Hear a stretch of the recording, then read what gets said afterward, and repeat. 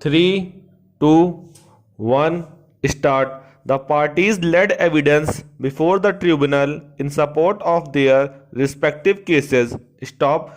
The workman in his evidence reiterated facts to the effect that he was given a charge sheet relating to the three separate instances of checking of the bus operated by him, where in two cases, violation in the form of some ticketless passengers was found, and in one case, freight being illegally carried was alleged. Stop. He said in his evidence that he demanded documents related to the three charges, which in turn related to the three instances of checking, but the same were not supplied, instead, some other documents were supplied. Stop. He further said that out of the three checking officers involved, only two appeared before the domestic inquiry and no charge was found proved against him by the inquiry officer, who submitted an inquiry report exonerating him. Stop.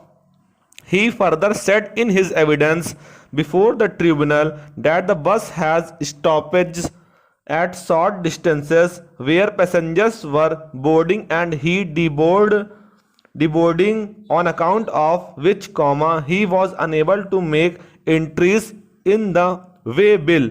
Stop. So far as the charge relating to freight being carried illegally was concerned, the checking officers did not mount the bus and check that was placed in the luggage carrier at the top. Stop. They instead, made a guesswork of it and mentioned all that they have said in their report. Stop. He also said that at that time the bus that he was operating did not have any freight on board. Stop.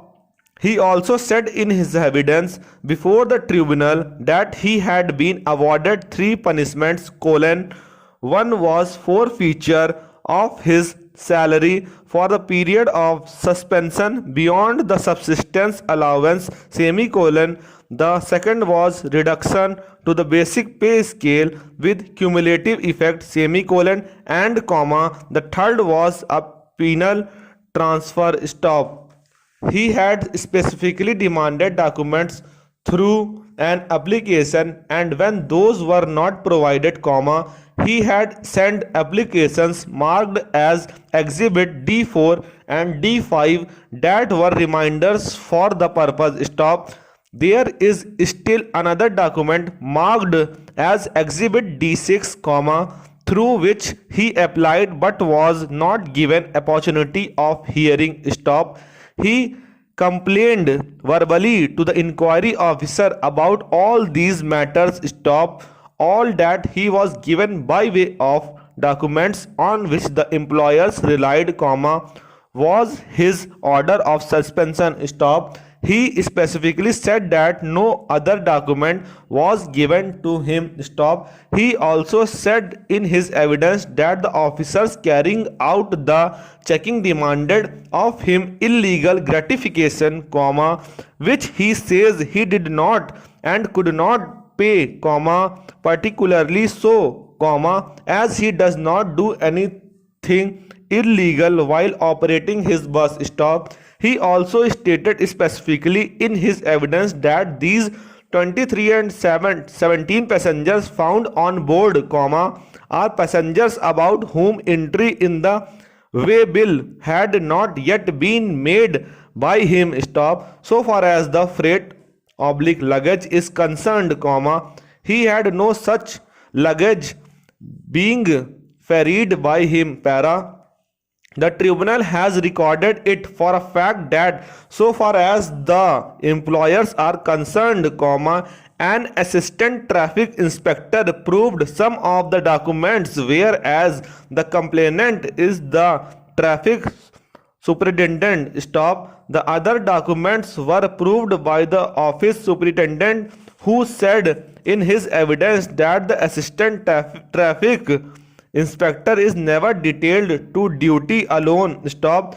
He further stated that it is incorrect to say that the 17 tickets that had been detached from their binding, were not taken into possession by the checking party. Stop. It was further stated that the checking teams were told by passengers that the conductor had charged them, but had not issued tickets. Stop.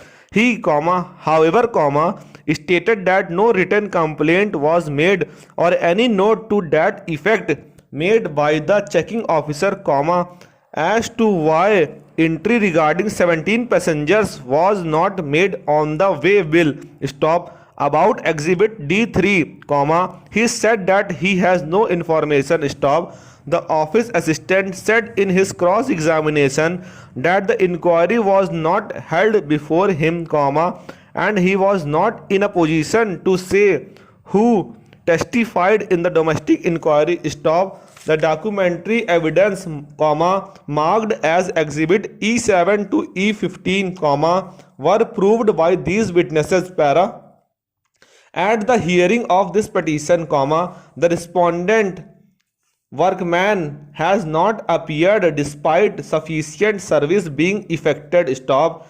This court has perused the impugned award and carefully considered the submission of Sri Sunil Mishra, in a sale of it. Stop. One of the submissions of Sri Sunil Mishra, on which much emphasis has been laid, is to the effect that the tribunal could not have exercised powers under section 6 within bracket 2a, in the present case, and make an award setting aside part of the punishment alone. Stop. Substituting it by a lesser punishment. Stop. In this connection, he submits that the power to substitute a lesser punishment by the labor court or tribunal, while making an award is available under section 6 within bracket 2a of the act, in the event punishment of discharge or dismissal has been ordered. Stop.